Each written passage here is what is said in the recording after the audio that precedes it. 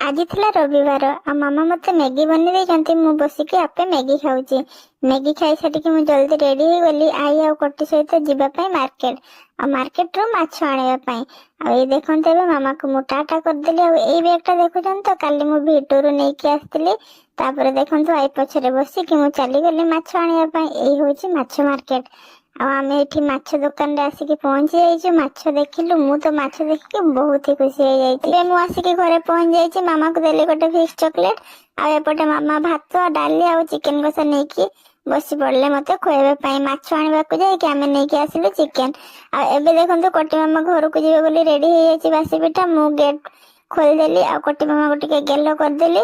ଆଉ ଟାଟା ମଧ୍ୟ କରିକି ଗେଟ୍ ବନ୍ଦ କରିଦେଲି। ତାପରେ ଏଇ ପୁତଲି ଦିଦି ଆସିଥିଲେ, ତାଙ୍କ ସହିତ ଟିକେ ଖେଳିଲି।